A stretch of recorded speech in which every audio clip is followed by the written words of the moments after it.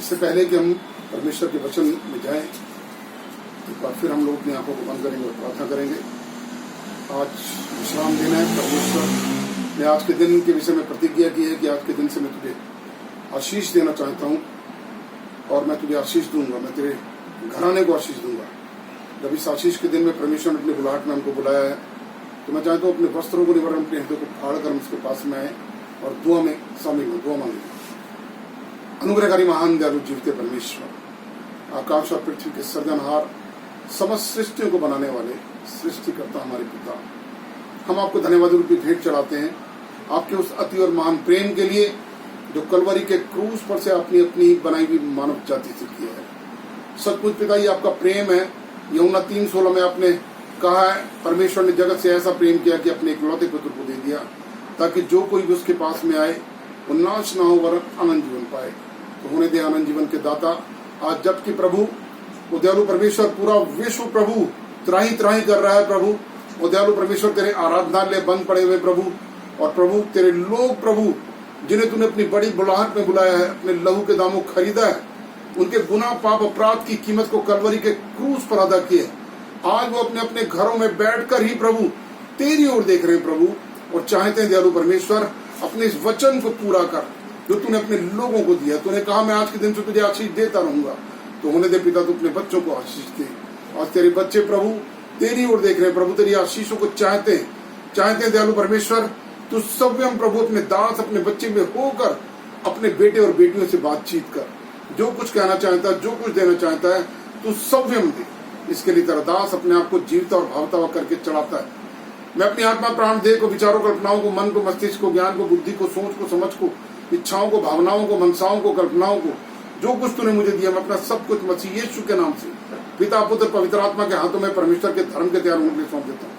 मैं अपना सब कुछ मसीह यीशु के नाम से मसीह यीशु में डाल देता हूँ और मसीह यीशु का सब कुछ मसीह यीशु के नाम से ग्रहण कर लेता हूँ। और बोलने वाला मैं ना हूँ बल्कि तेरा पवित्र आत्मा मुझ में होकर तेरी वाणी बोले। मसीह यीशु के नाम से मांगते हैं, आमीन आमीन। आज के मनन के लिए हम लोग परमेश्वर के वचन से देखेंगे जो हमें मिलता है। मेरे साथ निकालेंगे, अपनी अपनी बाइबलों को खोलेंगे और निकालेंगे इफिसियों की पत्री, उसका पहला अध्याय और इसकी 3री आयत। जैसा यहाँ पर लिखा है, हमारे प्रभु यीशु मसीह के परमेश्वर और पिता का धन्यवाद हो कि उसने हमें मसीह यीशु में स्वर्गीय स्थानों में सब प्रकार की आत्मिक आशीषें दी हैं। आत्मिक आशीषें परमेश्वर ने अपने बच्चों को दी है। और यही कारण था कि अदन के वाटिका में जब परमेश्वर ने आदम को रखा था, जब उसको बनाया था, नर और नारी करके उसकी सृष्टि की थी, उस समय पर आदम आत्मिक प्राणी था और आत्मिक आशीषें थी उसके पास में। उस समय पर वो राजा था, उसे कोई परिश्रम नहीं करना पड़ता था। और आज भी हम देखते हैं परमेश्वर के वचन के मुताबिक आज भी परमेश्वर अपने वचन के द्वारा हमें बताना चाहता है कि स्वर्गीय स्थानों में हमें आशीषें मिली हुई, हमारे पास आशीषें हैं, क्योंकि परमेश्वर ने जो कुछ बनाया था उसको बनाने के बाद जब उसने देखा और कहा अच्छा है, और मनुष्य को बनाकर तो उसने कहा फलो फूल और पृथ्वी पर भर जाओ। मनुष्य को आशीष देने के लिए बुलाया गया। आगे जैसा कि परमेश्वर के वचन में पढ़ते हैं, जैसा लिखा है, जैसा उसने हमें जगत की उत्पत्ति से पहले उसमें चुन लिया कि हम उसके निकट प्रेम में पवित्र और निर्दोष हो। उस पिता परमेश्वर ने जब ये संसार बना भी नहीं था, जगत की उत्पत्ति से पहले उसमें का मतलब मसीह यीशु में उन लोगों को चुना गया है जिन्हें वो अपनी देह बनाना चाहता है। क्योंकि परमेश्वर के वचन को अगर पढ़ते तो वहां पर लिखा है हमारी देह उसके पवित्र आत्मा का मंदिर है। परमेश्वर मनुष्य में रहता है, वो चर्चों में और तमाम मंदिरों में और तमाम गुरुद्वारों में नहीं, वरन मानव में रहना चाहता है। इसीलिए उसने मानव को बिल्कुल वैसा बनाया है जैसा वो है। और इसीलिए जैसा वचन में लिखा है, उसने स्वर्गीय स्थानों में हमें सब प्रकार की आशीष दी है कि हम उसके प्रेम में पवित्र और निर्दोष बने। हमारा प्रेम जो है, जैसा परमेश्वर ने हमसे प्रेम किया है कि जब हम अपने पापों में फंसे हुए थे, तभी उसने अपने पुत्र को हमारे लिए इस पृथ्वी पर भेजा कि वो हमारे अधर्म, पाप, अपराध, हम पर पड़े हुए श्राप, जिसके कारण मानव को मृत्यु चक्र में फंसना पड़ता था, लक 84 योनि में फंसना पड़ता था, उन सब का फिदिया अदा करके मानव को इन अधर्मों से, पापों से, श्रापों से, अंधकार की शक्तियों से और उनके प्रभावों से छुड़ा ले, उन्हें बचा ले। और इसी के लिए वो परमपिता परमात्मा सभ्य मानव बनकर इस पृथ्वी पर उतर आया और अपनी बनाई हुई मानव जाति को उसने अपने लहू के दामों खरीदा है। जैसा परमेश्वर के वचन में बताता, जगत की उत्पत्ति जब ये संसार बना भी नहीं था, न सूर्य, न चंद्रमा, न ग्रह, न नक्षत्र, न ईश्वर, न प्रभु, कुछ भी नहीं, उस समय पर परमेश्वर की योजना जो मसीह यीशु में थी कि वो मसीह यीशु में सब कुछ इकट्ठा करे, मानव उसके जहन में था, मानव उसके मन में था। और इसीलिए जगत की उत्पत्ति से पहले, जैसे यहाँ पर लिखा है, उसने मसीह यीशु में अपने लोगों को चुना है, ताकि जैसा कि हम तीसरी आयत में पढ़ते हैं, अपनी इच्छा के भले अभिप्राय के अनुसार हमें अपने लिए पहले से ठहराया कि यीशु मसीह के द्वारा हम उसके लेपालक पुत्र हों। परमेश्वर की योजना में उसकी बनाई हुई मानव जाति उसके गोद लिए हुए बेटे और बेटियां बन जाए, उसके एडॉप्ट सन, उसके लेपालक पुत्र। और ये सब कुछ संभव तब था जबकि हम मसीह यीशु में, क्योंकि अगर हम रोमियो की पत्री उसका 8वां अध्याय उसकी पहली आयत पढ़ते तो वहां पर लिखा है, अब जो मसीह यीशु में है वो नई सृष्टि है, उन पर दंड की आज्ञा नहीं, क्योंकि हमारे अधर्म, पाप, अपराध, हम पर पड़े हुए श्राप, जिसका दंड हमें मृत्यु के द्वारा मिलता था, उस मृत्यु के विजेता ने, उस परमपिता परमात्मा ने, उस परमेश्वर ने यीशु मसीह में होकर उस मृत्यु को जीता है। और मृत्यु को जीत कर उसने हमें लेपालक पुत्र और पुत्रियां बनाया, हम उसके गोद लिए हुए बेटे और बेटियां बने। इसीलिए पौलुस रसूल इफिसियों की कलीसिया को लिखते हुए, जैसा यहाँ पर वचन में लिखा है, कि उसने अपने इच्छा के भले अभिप्राय के अनुसार हमें अपने लिए पहले से ठहराया कि यीशु मसीह के द्वारा हम उसके लेपालक पुत्र हों, कि उसने उस अनुग्रह की महिमा की स्तुति हो जिसे उसने हमें उसके प्रिय में सेत में दिया है। प्रभु यीशु मसीह में उसका अनुग्रह हमें सेत में मिलता है। अनुग्रह एक ऐसी वस्तु है जिसकी कीमत को कोई अदा नहीं कर सकता। जैसे सूर्य का प्रकाश परमेश्वर के अनुग्रह के द्वारा मिलता, हम प्रकाश को, सूर्य के प्रकाश को खरीद नहीं सकते। जैसे वायु परमेश्वर के अनुग्रह के द्वारा मिलती है, जैसे जल परमेश्वर के अनुग्रह के द्वारा मिलता है, इसकी हम कीमत को अदा नहीं कर सकते, ये परमेश्वर का मुफ्त दान है। वैसे ही अनुग्रह जिसकी कीमत को मानव अदा नहीं कर सकता, ये प्रभु यीशु मसीह में परमेश्वर का अनुग्रह उसकी बनाई हुई मानव जाति में हुआ कि वो सेत में हम उसके पुत्र और पुत्रियां बनकर परमेश्वर की आशीषों को प्राप्त करने पाए। आज के वचन में हम इन्हीं चीजों को देखते हैं, जैसा परमेश्वर का वचन हमसे बातचीत करते हुए बताता है, समझ रहे हैं। और जैसे यहाँ पर लिखा है, हमको उसमें उसके लहू के द्वारा छुटकारा, अर्थात अपराधों की क्षमा उसके उस अनुग्रह के धन के अनुसार मिला है, जिसे उसने सारे ज्ञान और समझ सहित हम पर बहुतायत से किया। परमेश्वर की समझ, ज्ञान, समझ, बुद्धि, समझ, जो कुछ भी परमेश्वर के पास था, उसके अनुसार उसने बड़ा अनुग्रह और अपनी बड़ी दया अपने उन लोगों पर की जिन्हें उसने अपने स्वरूप और अपनी समानता में बनाया था। समझ रहे हैं? जिन्हें उसने जगत की उत्पत्ति से पहले ही मसीह यीशु में चुन लिया था। अगर हम परमेश्वर के वचन को पढ़ते हैं, हम अगर भजन संहिता 82 में परमेश्वर के विषय में अगर हम देखते हैं, तो जैसा यहां पर लिखा है, भजन संहिता 82 उसकी पहली आयत, वहां पर लिखा, परमेश्वर की सभा में परमेश्वर ही खड़ा है, वह ईश्वरों के बीच में न्याय करता है। दूसरी आयत में लिखा है, तुम लोग कब तक टेढ़ा न्याय करते और दुष्टों के पक्ष लेते रहोगे। समझ रहे हैं?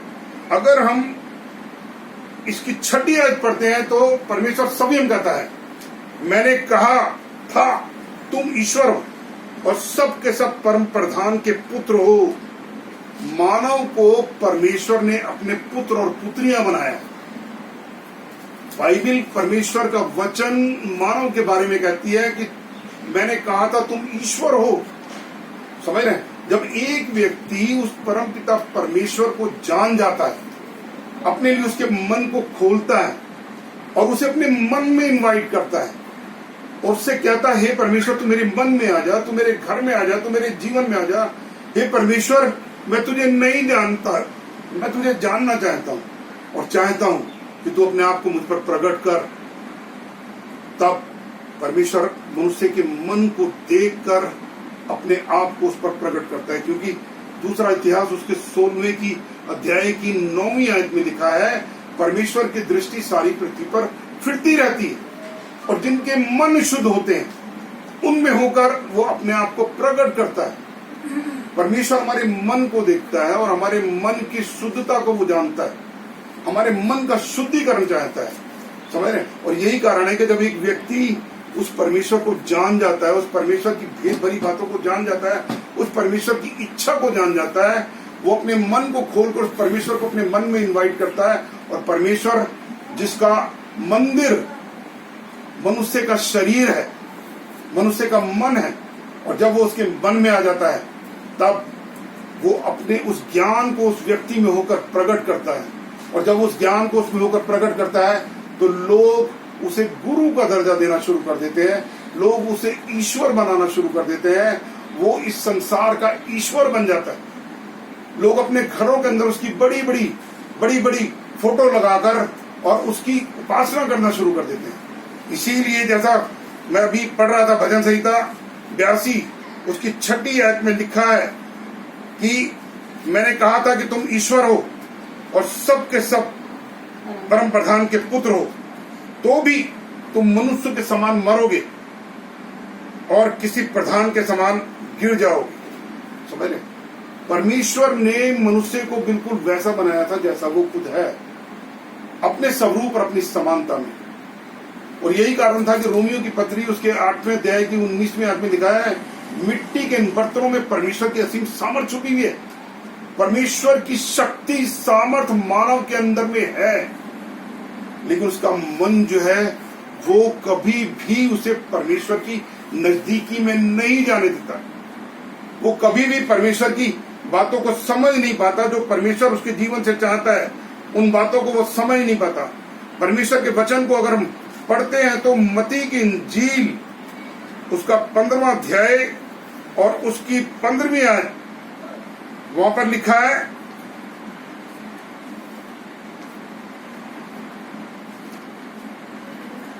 परमेश्वर जब मानव बनकर इस पृथ्वी पर आया, मानव देह में अवतरित होकर प्रभु यीशु मसीह के रूप में जब इस पृथ्वी पर आया और उसने अपनी देह, अपनी कलीसिया तैयार की, उनमें एक व्यक्ति था जिसका नाम पतरस था और उसने कहा था कि मैं इस पत्थर पर अपनी कलीसिया बनाऊंगा और अधोलोक के फाटक, मृत्यु लोक, अधोलोक, विनाश लोक के फाटक उस पर प्रबल नहीं होंगे, क्योंकि मैं उसमें रहूंगा। और वही पतरस से जब वो बातचीत कर रहा था, जैसा यहाँ पर लिखा है, ये सुनकर पतरस ने उससे कहा, ये दृष्टांत हमें समझा दे। उसने कहा, क्या तुम अब भी ना समझ हो? क्या तुम नहीं जानते कि जो कुछ मुंह में जाता है वो पेट में पड़ता है और संडास के रास्ते निकल जाता है, परंतु जो कुछ मुंह से निकलता है वह मन से निकलता है और वही मनुष्य को अशुद्ध करता है। हमारा मन जो है, जिसे परमेश्वर ने एक आजाद इच्छा दी है, जिसके बारे में बाइबल कहती है मन तो सबसे अधिक धोखा देने वाला। ये मन ही हमारी समस्याओं का कारण है, क्योंकि जो कुछ हमारे मन में भरा होता है वही हमारे मुंह से निकलता है। समझ रहे? और यही कारण है कि हम परमेश्वर की गूढ़ बातों को समझ नहीं पाते। जैसा कि यहाँ पर लिखा है, क्योंकि बुरे विचार, हत्या, परस्त्रीगमन, व्यभिचार, चोरी, झूठी गवाही और निंदा मन ही से निकलता है, और यही है जो मनुष्य को अशुद्ध करती है। समझ रहे हैं? प्रभु यीशु मसीह लोगों को समझाना चाहता था कि जो कुछ इंसान खाता पीता है वो संडास करके उसको बाहर निकल जाता है, उसको अशुद्ध नहीं करता। समझ रहे हैं? लेकिन जो उसके अंदर भरा पड़ा काम, क्रोध, लोभ, मोह, अहंकार, ईर्ष्या, द्वेष, छल, कपट, ये सब इंसान के मन में भरा पड़ा है। इसलिए परमेश्वर मन का शुद्धिकरण चाहता है। और यही कारण है कि जैसा मैं पढ़ रहा था दूसरा इतिहास 16वां अध्याय उसकी 9वीं आयत में, परमेश्वर की दृष्टि सारी पृथ्वी पर फिरती रहती है और जिनके मन शुद्ध होते हैं उनमें होकर वो अपने आप को प्रकट कर देता है। जब एक व्यक्ति अपने मन को परमेश्वर की वेदी पर चढ़ाता है और परमेश्वर को अपने मन में इन्वाइट करता है, समझ रहे हैं, जैसा परमेश्वर का वचन बताता है, जगत की उत्पत्ति से पहले उसने लोगों को चुन रखा है। हम सब लोग जिन्होंने अपने मन को परमेश्वर के लिए खोला है, जिन्हें परमेश्वर ने अपनी देह बना लिया है, जो उसकी कलीसिया कहलाते हैं, उसके बेटे और बेटियां कहलाते हैं, उसके दास और दासियां कहलाते हैं। अकॉर्डिंग टू बाइबल परमेश्वर उनमें रहता है। उनका मन परमेश्वर की पवित्र आत्मा का मंदिर बन जाता है और परमेश्वर उनमें होकर वो अपने आप को प्रकट करता है। और वो चाहता है क्योंकि जैसा कि हम अभी 7वीं आयत में पढ़ रहे थे कि हमको उसके उस लहू के द्वारा छुटकारा मिला है। छुटकारा अर्थात अपराधों की क्षमा उसके उस अनुग्रह के धन के अनुसार मिला है, जिसे उसने हमारे सारे ज्ञान और समझ सहित हम पर बहुतायत से किया। ये उसका अनुग्रह है। ये उसने अपनी समझ और अपने अनुग्रह के द्वारा बहुतायत से अपनी सामर्थ को हमारे शरीर में, हमारी आत्मा में, हमारे प्राण में, हमारी देह में रखा है। समझ रहे हैं? पौलुस रसूल इसीलिए परमेश्वर को उस अनुग्रह के विषय में यहाँ पर हमें दिखाता है, हमें बताता है, जैसा कि लिखा है, जैसा कि समय के पूरा होने पर उससे ऐसा प्रबंध किया जाए कि जो कुछ स्वर्ग में है, जो कुछ पृथ्वी पर है, वो मसीह यीशु में होकर, समझ रहे हैं, परमेश्वर एकत्रित करे और मसीह जो महिमा की आशा है। पहला कुलुस्सियों की पत्री उसका पहला अध्याय उसकी 27 में आयत में लिखा, मसीह जो महिमा की आशा वो तुम में रहता है। जो लोग अपने मन को खोलते हैं उनमें मसीह रहता है और वो मसीह में ही जो कुछ आकाश में, जो कुछ पृथ्वी पर है, जो कुछ पृथ्वी के जल में, उन सबको एकत्रित करना चाहता है। समझ रहे? इसीलिए जैसा वचन परमेश्वर अपने वचन के द्वारा हमें बताना चाहता है, जैसा कि यहाँ पर लिखा है, अगर हम इसकी 7वीं आयत पढ़ते हैं तो वहां पर लिखा है, हमारे प्रभु यीशु मसीह का परमेश्वर जो कि महिमा का पिता है, हमें अपनी पहचान में ज्ञान और प्रकाश की आत्मा दे। ये परमेश्वर की इच्छा है कि हम अपने मन को खोलकर उसे अपने मन में इनवाइट करें। और अगर हमें उससे मांगना ही है, क्योंकि बाइबल कहती है तुम मांगते तो हो लेकिन तुम्हें नहीं मिलता क्योंकि तुम बुरी नीयत से मांगते हो। और यहाँ पौलुस हमें सिखाता है कि तुम्हें मांगना है तो क्या मांगना है। समझ रहे हैं? परमेश्वर के वचन के अनुसार हमें जो मांगना है, परमेश्वर हमें अपने ज्ञान और प्रकाश की आत्मा दे, जिससे कि हमारे मन की आंखें खुल जाएं। हमारे मन की आंखों का खुलना बहुत जरूरी है। और जब तक हमारे मन की आंखें नहीं खुलती हम परमेश्वर को देख नहीं सकते। जब तक अपने मन को हम परमेश्वर की वेदी पर नहीं चढ़ाएंगे, तब तक, जब तक कि हमारे मन का शुद्धिकरण नहीं होगा, क्योंकि जो कुछ हमारे मन में भरा है वही हमारे मुंह से निकलता है। हम जो कुछ खाते पीते हैं वो हमें अशुद्ध नहीं करता है, लेकिन जो हमारे अंदर भरा पड़ा हुआ है, क्रोध है, लोभ है, मोह है, अहंकार है, ईर्ष्या है, दाह है, ये तमाम चीजें हमारे अंदर से निकलती हैं। और इन्हीं के विषय में परमेश्वर चाहता है कि हम जब उसकी वेदी पर आए, जब उससे मांगे तो ज्ञान और प्रकाश मांगे। परमेश्वर तो अपना ज्ञान दे, अपना प्रकाश हमारे मन में उंडेल, ताकि हमारे मन की आंखें ज्योतिर्मय होने पाए और हम जानने पाए कि उसकी महिमा का धन, उसकी बड़ी सामर्थ जो उसने हमें दी है, उसका मूल्य क्या है। समझ रहे हैं? उसका मूल्य क्या है? क्योंकि पहला ग्रंथी उसका पहला अध्याय उसके 18वें आयत में पढ़ते हैं तो वहां लिखा, क्रूस की कथा नाश होने वालों के निकट मुंह रखता है, लेकिन जिन्होंने अपने मन को परमेश्वर के लिए खोला है उनके लिए परमेश्वर की सामर्थ है। क्योंकि परमेश्वर नहीं देखता कि ये बुद्धिमान व्यक्ति है, नहीं देखता कि ये धनवान व्यक्ति है, नहीं देखता ये बहुत ज्यादा ज्ञानी है, बल्कि वो जगत के मूर्खों को, तुच्छों को, वरन जो है भी नहीं, उनको भी चुन लेता है और चुन में होकर वो अपने आपको उनमें प्रकट करना चाहता है। इसीलिए इफिसियों की पत्री में जब हम पढ़ते हैं, परमेश्वर अपनी उस पहचान के विषय में बताना चाहता है जो वो हमसे चाहता है, और जब तक हमारी मन की आंखें नहीं खुलती हम परमेश्वर को पहचान नहीं सकते। इसीलिए जैसा उसने 19वें आयत में लिखा है, और उसकी सामर्थ हम में जो विश्वास करते हैं कितनी महान है, उसकी शक्ति के उस प्रभाव के अनुसार जो उसने मसीह यीशु में किया है, कि मसीह यीशु को उसने स्वर्गीय स्थानों में अपनी दाहिनी ओर सब प्रकार की प्रधानता, सब प्रकार के अधिकार, सब प्रकार की सामर्थ, सब प्रकार की प्रभुता और हर एक नाम के ऊपर बैठाया है। और अगर हम इसका दूसरा अध्याय उसकी पहली आयत पढ़ते तो वहां पर लिखा है उसने तुम्हें भी जिलाया। जब तक तुमने अपने मन को नहीं खोला, तुम्हारे मन की आंखें नहीं खुली, तुम शरीर में जीवित थे, तुम्हारी आत्मा मरी गई थी। लेकिन जब तुमने अपने मन को परमेश्वर के लिए खोला, उसने तुम्हें भी जिलाया, जो पहले अपने पापों के कारण, अपने अपराधों के कारण उस आत्मा के चलाए चलते थे जो आज भी आज्ञा ना मानने वालों में काम करती है। और जब तुमने अपने मन को खोला तो उसने तुम्हें जिलाया, 6ठी आयत में दिखाया, उठाया और स्वर्गीय स्थानों में बैठाया।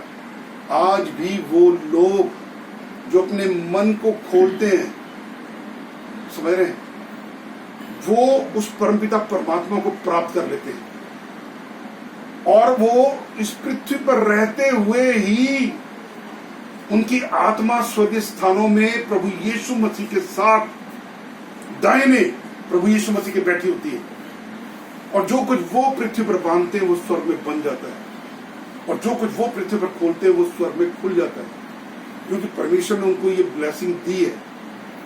मेरे जी, जो आज भी परमेश्वर चाहता है कि हम जब उसकी हजूरी में आते हैं, जब उसकी नजदीकी में आते हैं, अपने हृदय को, अपने वस्त्रों को नहीं, वरन अपने हृदय को फाड़ कर उसके पास में आए।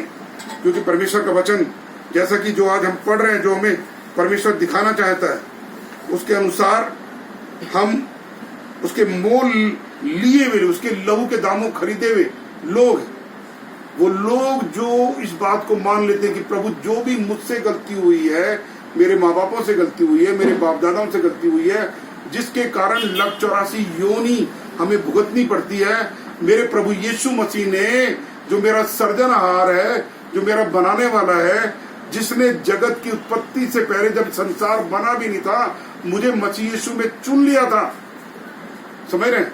और मेरे अधर्म पाप अपराधों की कीमत को वो परमेश्वर जब मानव बनकर पृथ्वी पर यीशु मसीह के रूप में उतर कर आया, उसने क्रूस पर मेरे अधर्म पाप अपराध, मुझ पर पड़े हुए श्रापों की कीमत को अदा करके मुझे अपने लहू के दामों खरीद कर अपना बेटा और बेटियां बना लिया है।